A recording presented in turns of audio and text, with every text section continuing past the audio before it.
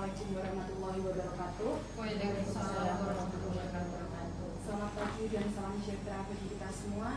Sebelumnya saya sampaikan terima kasih kepada Bapak dan juga Ibu yang telah hadir pada agenda FGD hari ini, yang dimana untuk agenda kali ini untuk menggali data untuk tesis dari Ibu Rizka Nurindaya Rahman. Jadi untuk judul tesis kali ini yaitu analisis implementasi profil pelajar Pancasila khususnya di dimensi bernalar kritis dan kreatif dalam pembelajaran IPAS kelas 4 SBN 1 Kampung Dalam. Jadi Bapak Ibu sekalian di sini kami mohon dapat berkenan meluangkan waktunya dan juga dapat berkenan untuk memberikan sedikit sumbangsih dari pemikirannya sebagai guru IPAS seperti itu. Jadi mungkin boleh yang pertama dapat sedikit memperkenalkan diri, teman Bapak Ibu. Boleh dari punya yang cantik ini yang berbaju biru. Ya, perkenalkan nama saya Bu Eni Nurmasari. Saya mengajar di SDN 1 Kampung Dalam. Ya, dan tentunya guru IPAS ya Bu ya. Selanjutnya Nama saya Ucai Junia. Saya mengajar di SDN 1 Kampung Dalam juga sebagai guru IPAS. Baik, Bapaknya monggo. Perkenalkan nama saya Indra Ardika. Saya di SDN 1 Kampung Dalam. Yang terakhir Ibu monggo. Nama saya Indrawati, saya mengajar di SDN. Bu Indrawati. Oke, siap. Bu Eni, Bu Uca, Pak Rendra dan juga Bu Indrawati. Jadi untuk sesi diskusi di sini akan kita fokus pada dua dimensi yaitu bernalar kritis dan juga kreatif. Lalu untuk pertanyaan pada diskusi kali ini akan dipimpin langsung oleh Bu Rizka. Jadi kepada Bu Rizka kami persilakan. Terima kasih atas waktu yang diberikan. Bapak Ibu, nanti saya akan memberikan beberapa pertanyaan terkait kemampuan bernalar kritis dan juga kreatif siswa. Nanti akan ada beberapa pertanyaan, nanti bisa panjenengan jawab, dan itu nanti sifatnya kita berdiskusi seperti itu ya. Untuk pertanyaan yang pertama, bagaimana cara guru membentuk kemampuan analisis yang tepat bagi siswa pada mata pelajaran IPAS khususnya pada materi, keinginan, dan kebutuhan. Mungkin bisa dimulai dari Bu Eni. Ya, menurut saya lebih baik menggunakan studi kasus atau simulasi. Jadi contohnya Bu Diska itu punya uang 50.000. Terus Bu Diska itu ingin sekali membeli pizza, makanan. Tapi Bu Diska juga masih membutuhkan sesuatu, yaitu bukunya kebetulan habis untuk kuliah. Jadi menurutmu apa yang harus Bu Diska lakukan? Kalau menurut saya seperti itu. Jadi tujuannya itu untuk melatih orang atau siswa itu mempertimbangkan pilihan dan dampak dari pilihan tersebut. Ada ingin menambahkan? Oke, saya. Nah, itu untuk menggunakan studi kasus itu saya setuju dengan Bu Eni.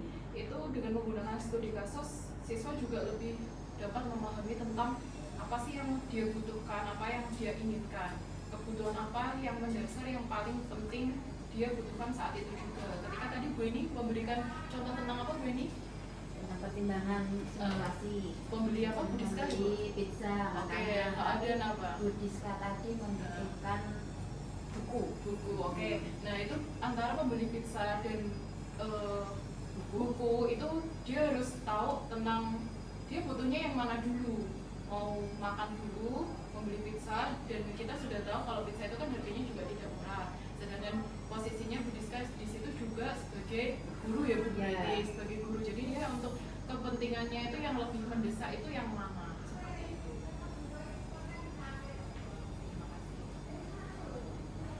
Mungkin dari Bu Iin. Dengan menggunakan studi kasus atau simulasi, siswa dapat memilah mana itu yang lebih penting, yang termasuk kebutuhan, dan mana yang termasuk keinginan yang bisa dikesampingkan dulu setelah kebutuhannya tadi. Pak Linda. Dan bisa menambahkan kita bisa bisa menggunakan media visual dan interaktif. Misalnya gambar si A dan si B, satu membeli makanan dan satu membeli mainan mahal. Lalu guru bertanya, siapa yang memberi berdasarkan budaya?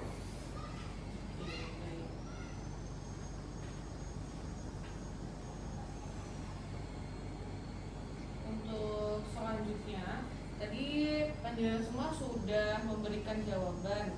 Ada yang studi kasus, ada juga yang lebih ke menggunakan gambar visual. Dari jawaban yang sudah panjenengan semua tadi sampaikan, kira-kira apa kelemahan dan kelebihan dari semua cara-cara itu? Kalau kelebihannya itu kan relevan ya dengan kehidupan sehari-hari dan kehidupan nyata karena dikaitkan langsung dengan realisasi kehidupan yang dijalani setiap hari. Tapi kalau kekurangannya itu tidak semua siswa itu bisa langsung menganalisis dan malah bingung dengan perintah guru. Dari yang lainnya?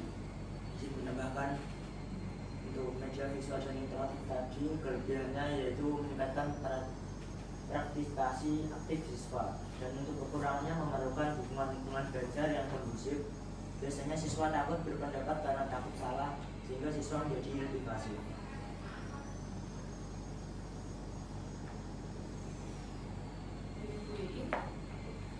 Dengan melatih anak berpikir kritis, ini dapat menumbuhkan siswa untuk meningkatkan kemampuannya dalam menganalisis informasi dan keputusan yang sudah dia buat. Itu kelebihannya. Sedangkan kekurangannya itu mungkin dia memerlukan waktu yang lama untuk berpikir dan mempersiapkan apa yang akan dilakukan. Ibu Ujan. Oke, dari semua tadi untuk kelebihannya menurut saya siswa menjadi lebih bijak ya. Jadi kalau dia harus tahu apa yang benar-benar dia butuhkan, apa yang keinginan yang mungkin bisa ditunda. Nah, kemudian kalau kekurangannya itu dari guru sendiri itu lebih sulit untuk menilai tingkat analisis siswa yang jika tidak menggunakan rubrik yang jelas. Jadi kita kan nggak tahu itu cara menganalisisnya itu gimana kalau rubriknya nggak jelas. Nah, sedangkan kalau karakter bijak itu tolak ukurnya kan pasti beda-beda dan harus menggunakan rubrik yang penilaian jelas. Lanjut ke selanjutnya, kira-kira bagaimana agar cara-cara itu tadi kan ada kelemahan dan ada kelebihan dan kekurangannya. Terus bagaimana cara Bapak Ibu mengoptimalkan agar apa yang sudah disampaikan tadi cara-caranya itu bisa digeneralisasi secara terus-menerus di sekolah? Ya, caranya ya harus melibatkan siswa dalam kegiatan. Contohnya siswa diajak untuk presentasi dengan temannya, bisa langsung menggunakan benda yang konkret. Contohnya siswa membawa satu makanan yang diinginkan, satu yang dibutuhkan. Itu nanti kan dengan berinteraksi dengan temannya, maka dia akan langsung langsung praktek menggunakan bahan yang relevan tadi. Itu. Ya, kemudian menambahkan juga, tadi kan Bu ini memberikan saran untuk memberikan benda-benda yang konkret. Nah, pembawaan benda konkret itu tadi bisa diintegrasikan ke dalam modul pembelajaran. Tadi kan kita ambil contohnya yang inquiry based learning ya. Jadi nanti ini pendekatan tersebut itu bisa dimasukkan ke modul ajar untuk mengintegrasikan pembelajaran dan juga kebutuhan siswa itu sendiri. Menambahkan Ibu, saya setuju dengan Ibu ya, dengan mengadakan pelatihan rutin yang berkaitan dengan pembelajaran yang berbasis analisis, dan juga perlu adanya pertanyaan-pertanyaan yang hot ya, yang dapat memicu anak untuk berpikir lebih kritis. Saya menambahkan, kita bisa mendokumentasikan kegiatan analisis siswa untuk meningkatkan kepercayaan diri siswa tersebut.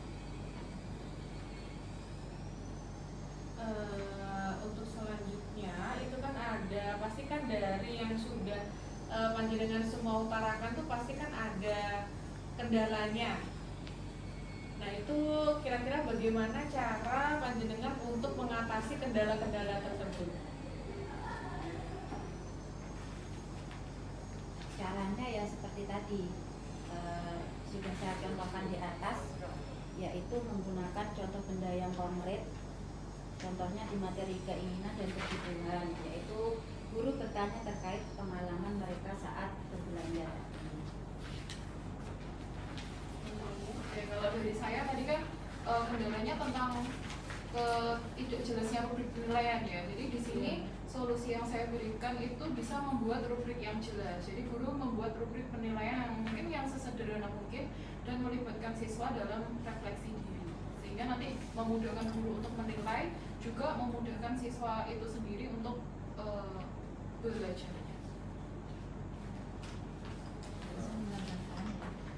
Kan ini pendekatan pembelajaran yang berpusat pada siswa. Kalau mungkin kendalanya ada siswa yang pasif, yang takut untuk mengutarakan jawabannya. Solusinya ya dengan memberikan pertanyaan pematik yang memicu mereka untuk mengutarakan atau mau ngomong, mau mengutarakan pendapatnya dan memberikan apresiasi jawaban hasil analisis mereka, sehingga mereka merasa lebih senang dan percaya diri untuk mau tampil mengungkapkan pendapatnya.